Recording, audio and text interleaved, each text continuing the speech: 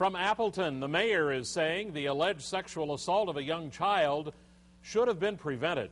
Joseph Skenandore was charged this week with sexually assaulting a 3-year-old in the Appleton area, and it's not the first time that Skenandore has faced those kinds of charges, and that's why the mayor is among those saying it should never have happened in the first place. And people in the neighborhood are also still worried.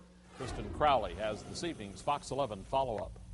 The people in this northwest Appleton neighborhood are still on edge, even after the arrest of Joseph Skenandore. It does worry you. I kept my doors locked, and you're worried. You don't even want to come home.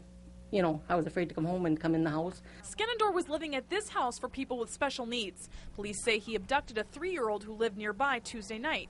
They say Skenandore took the boy to this park and sexually assaulted him. The 28-year-old was charged with sexually assaulting a child back in 2003. Those charges were dropped because he was not mentally capable of standing trial. That's when Skenandore was brought into a Chapter 55 commitment. Chapter 55 is a protective placement.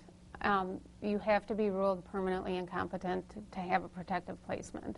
So you have to have a guardian. But neighbors say they never saw one. He'd be outside by himself in the front yard just walking back and forth. Brown County Assistant Corporation Counsel Rebecca Lindner is not connected with the case, but knows about Chapter 55. She says the type of guardian is dependent on a case-by-case basis. The guardian's responsibilities could range from making medical decisions to providing constant supervision.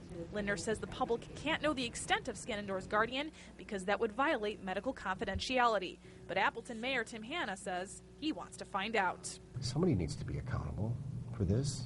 And if the individual is incompetent, then who is accountable?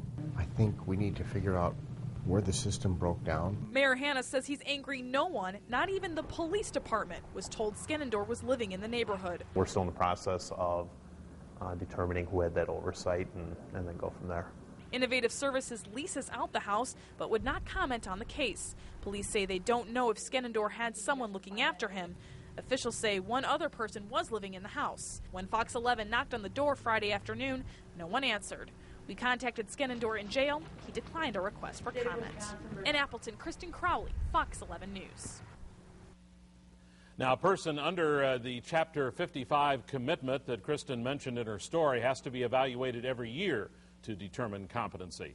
Also, the Outagamie County Public Defender says his office is still in the process of appointing a defender for Skenandore, who also may face a hearing to determine whether he's competent to stand trial.